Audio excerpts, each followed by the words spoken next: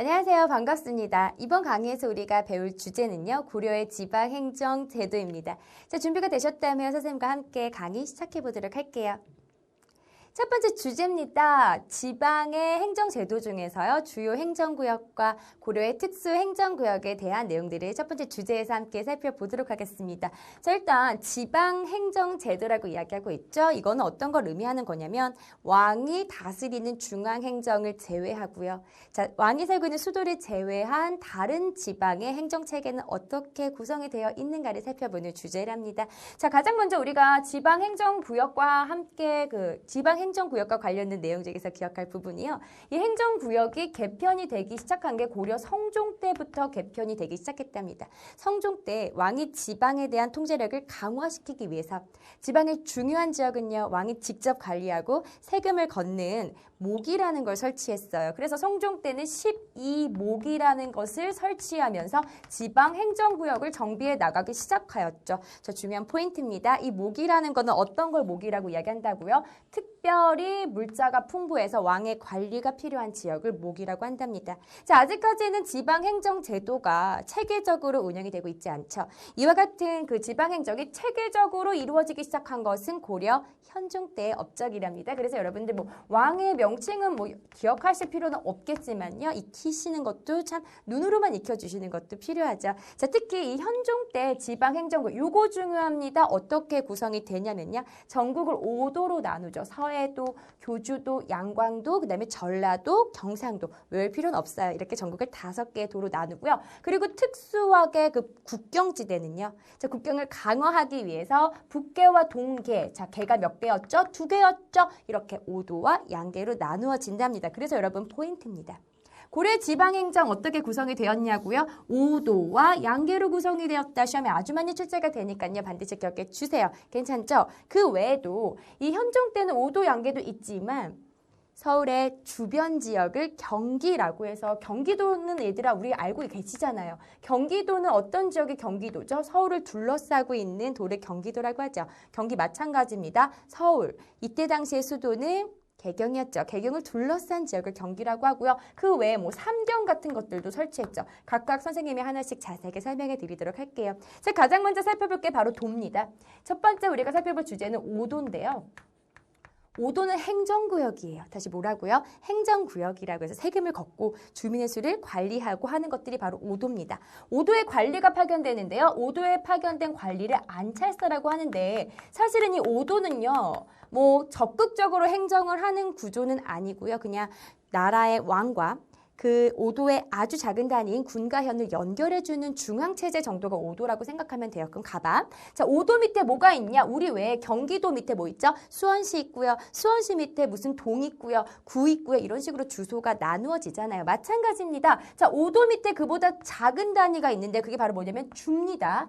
시 정도 되겠죠? 자, 그 다음에 그 밑에가 군이고요. 그 밑에가 현입니다. 이렇게 구성이 돼요. 주, 군, 현으로 구성이 되고요. 각각 관리를 파견하죠. 이건 외울 필요는 없고요. 주에 파견되는 관리를 지사라고 표현을 하고요. 그 다음에 군에 파견되는 관리를 마찬가지로 지사라고 한답니다. 그런데요, 현에 파견되는 관리만 이름이 좀 달라요. 자, 현에 파견되는 관리는 현령이라고 부르네요. 이렇게 5도 밑에 3개의 행정구역으로 나눠진다는 거 확인해 주시고요. 더 중요한 포인트입니다. 시험에 이거 나오거든요. 이 5도 밑에 주군현의 모든 지역의 관리가 파견된 건 아니에요. 주군현의 한 3분의 1 정도만, 그러니까 주가 100개가 있다면 100개 중에서 3분의 1이니까 35개 정도 되나요? 요 정도에만 관리를 파견하는 거죠. 나머지 지역에는 관리가 파견되지 않았답니다. 포인트 가볼게요. 그래서 자, 관리가 파견되는 중요한 주나 군이나 현 같은 경우는 우리가 주군 또는 주현 이렇게 중요하다. 자, 중요하다. 이렇게 중요한 곳에는요, 관리가 파견이 되고요. 그리고 나서 관리가 파견되지 않는 군이나 현은 어떻게 운영이 되냐면 이 중요한 곳에서 파견된 관리가 파견되지 않은 지역까지 함께 통치합니다. 이게 속했죠? 그래서 이걸 뭐라고 부르냐면 속군 또는 속현이라고 부르는데요. 아마 중학교 범위에서는 여러분들 요거 주현과 속현 정도만 기억해 주시면 돼요. 이해가 되세요? 좋아요. 하나만 더 해봅시다. 이 5도와 함께 여러분들이 기억할 중요한 포인트가 있으면 그림으로 하나 그려볼게. 자, 5도 밑에는 현이 있다 그랬죠. 이 현에는요, 누가 파견이 됐다고요? 중요한 현에만 관리가 파견이 됐다고요. 특히 관리가 파견된 현을 뭐라고 부르죠? 그렇죠. 주현입니다. 중요해서 관리가 파견이 됐어요. 한 번 더 복습해 보는 거예요.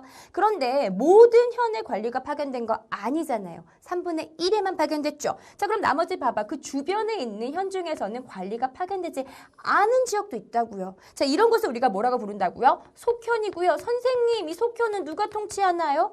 여기 주현에 있었던 혈령이 이 주변 지역에 관리가 없는 현까지 함께 통치한다. 확인할 수 있겠죠? 이해가 되시죠? 좋아요. 자, 그 다음에 우리가 또 하나 기억할 포인트가요. 이 경기는 아까 서울 주변 지역이라고 소개해 드렸죠? 이번엔 삼경입니다. 삼경과 관련된 내용도 좀 확인해 볼게요.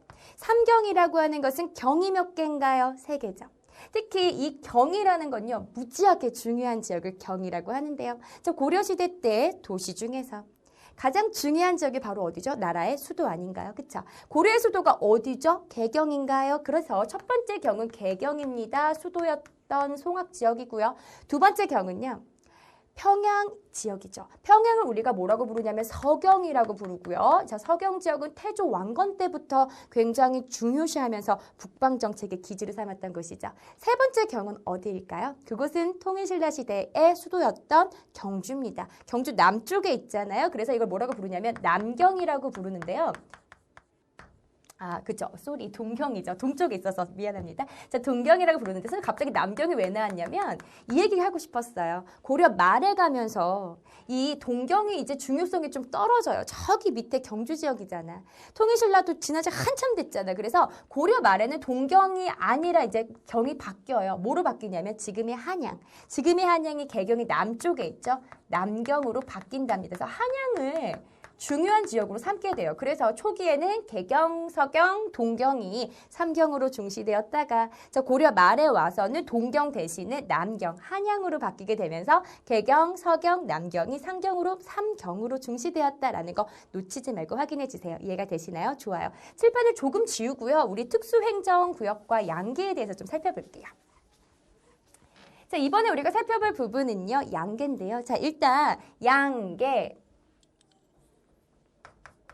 양계는 아까 선생님이 이렇게 표현했죠? 자, 뭐가 양계라고요? 국경 지역이 양계라고요. 개가 몇 개라고요? 2개라서 양계라고 그랬잖아요. 특히 뭐하고 뭡니까? 그쵸? 북계, 지금의 함경도, 평안도 지역입니다. 그리고 나서 동계. 동계는 지금의 강원도하고 함경도 일부 지역을 이렇게 동계라고 하는데요. 포인트는요. 이 2개의 개는 무슨 지역이다? 고려의 국경지대다라는 거 확인해 주시면 되겠습니다. 어렵지 않죠? 자, 마지막으로 살펴볼 부분은요. 특수행정구역입니다. 자, 마지막 살펴볼 주제가 뭐라고요? 특수행정구역. 요거 되게 중요해요.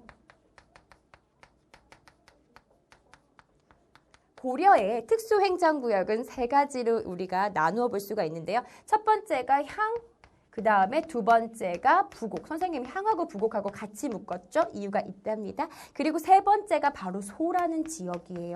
이 지역은 특히 이제 향과 부곡 같은 지역의 주민들은 분명히 양민입니다. 그러니까 자유민이긴 해요. 천민이 아니거든요. 그런데 일반 농민보다도 굉장히 차별적인 대우를 받았던 사람들이야. 특히 이 향부곡 사람들은 국유지의 땅을 경작하는 사람들이죠. 국유지는 나라의 땅이죠. 나라의 땅에서 농사를 짓는 사람들이 향과 부곡의 주민들이고요. 중요한 포인트는요. 농업에 종사했어. 그런데 어떤 특징 가지고 있나요? 일반 농민보다 지위가 높아요? 아니면 지위가 낮아요? 그렇지. 일반 농민보다 낮은 지위를 가지고 있었죠. 이런 것들 확인해 주시고요. 그리고 차별적인 대우를 받았다라는 표현 많이 나옵니다. 세금도 더 많이 냈다라는 거 확인해 주세요. 자, 이번에 소입니다. 선생님, 소는요, 그럼 농업한 거 아니에요? 네, 아니에요. 소는 뭐 했냐면요.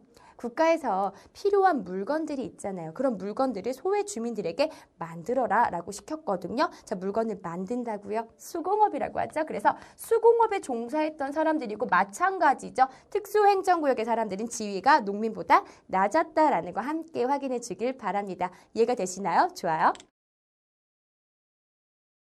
자, 여러분, 이번에는요, 지방행정의 특징에 대해서 살펴보도록 할게요. 일단 너무 중요합니다. 시험에 정말 많이 나오거든요. 자, 어떤 내용들을 확인해 봐야 하는지 하나씩 정리해 볼게요. 첫 번째는 이거죠. 우리 고려시대 때 지방행정에서 모든 군현의 관리를 파견하지 않았답니다. 어디에만 관리를 파견했나요? 잘했습니다. 중요한 군현에만 관리를 파견했죠. 몇 번이나 강조한 내용입니다. 그렇기 때문에 이거 시험에 반드시 나와요. 중요한 군현에만 관리를 파견했다라는 거 확인해 주세요. 괜찮습니까? 괜찮죠? 포인트가 여기고요. 그럼 얘들아, 요거와 함께 관련돼서 기출 포인트입니다. 모든 군현에, 그러니까 모든 지방에 관리를 파견한 것은 어느 시대부터 이게 가능했냐면 조선시대입니다. 그러니까 같이 비교해서 많이 나오거든요. 아, 요거 나오면은 조선이고요. 중요한 군현에만 관리를 파견한 건 고려구나라는 거 이해해 주세요. 그럼 가봐. 관리라는 거는 왕의 신하입니다. 왕이 전국의 모든 지방에 다 왕의 신하가 파견된 거예요. 몇몇에만 왕의 신하가 파견된 거예요. 몇몇에만이죠. 왕의 힘이 미치는 곳도 있고 미치지 않는 곳도 있어요. 왕의 힘이 미치는 곳을 우리는 중앙집권이라고 표현하고요. 왕의 힘이 미치지 않는 곳은 중앙집권이 아직 이루어지지 않았군요. 이해가 되세요? 그래서 고려의 지방행정의 특징은 이런 표현을 합니다. 중앙집권은 중앙집권이야. 근데 완전합니까? 불완전합니까? 불완전하죠. 이해가 되세요? 좋아요. 그래서 이런 표현 나오죠. 불완전해. 불완전한 어떤 체제다? 중앙집권 체제다. 요거 굉장히 많이 나오고요. 그럼 자, 마찬가지로 비교해서 기억해 볼까요? 자, 여러분, 조선은요, 모든 지역에 관리가 파견됐나요? 관리는 중앙집권이라 그랬죠. 모든 지역의 중앙집권이니까 완벽한 중앙집권이에요. 불완전한 중앙집권이에요. 완전한 중앙집권이죠. 그래서 봐봐. 완전하게 중앙집권 체제가 확립이 된 것은 바로 언제부터입니까? 그렇죠. 요게 바로 조선 때부터죠. 요거 비교하는 문제 많이 나오니까요. 놓치지 말고 반드시 확인해 주세요. 이해가 되시나요? 좋아요. 자, 여러분. 이번에는요, 우리 이 시간에 배웠던 중요한 내용들을요, 핵심 정리를 통해서 확인해 보도록 할게요. 자, 첫 번째입니다. 고려의 지방행정 조직을 살펴볼 건데요. 1번에서 오도와 양계지역 행정과 군사, 국경지배였죠. 경기지역은 수도 주변 지역이었고요. 삼경은 세 개의 중요한 도시 어디가 있었죠? 개경, 서경, 초기에는 동경이었다가 나중에는 한양, 지금의 그 한양이고요. 남경으로 바뀌게 되었다는 거 기억해 주세요.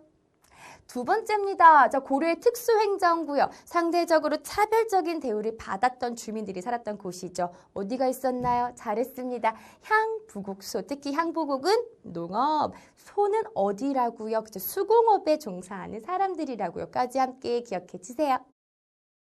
자, 여러분, 이번에는 우리가 개념확인 문제를 통해서 이 시간에 배웠던 중요한 핵심들을요, 한 번만 더 정리해 볼 건데요. 자, 먼저 문제를 푸는 거 준비가 되셨죠? 자, 그렇다면 1번부터 답을 맞춰볼게요. 1번입니다. 고려는 전국을 잘했습니다. 오도양계죠.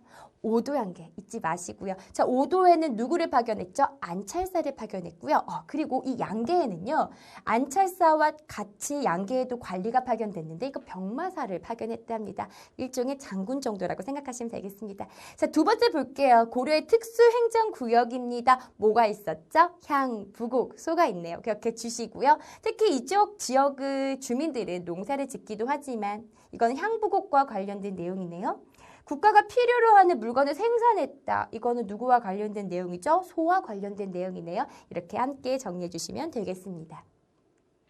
자, 이렇게 우리가 이번 강의에서는요, 고려의 지방행정 제도에 대해서 살펴봤는데요. 저 오늘 배웠던 부분들이 암기할 것도 많고 또 이름이 굉장히 복잡합니다. 여러분들 어렵다 느끼시는 부분인 거 제가 알고 있거든요. 그렇지만 선생님하고 함께 하나씩 살펴보면서 확 뚫렸을 거라고 생각이 드는데요. 그렇지만 중요한 것은 반드시 복습해 주시는 거 잊지 마시고요. 강의 듣느라고 수고하셨습니다.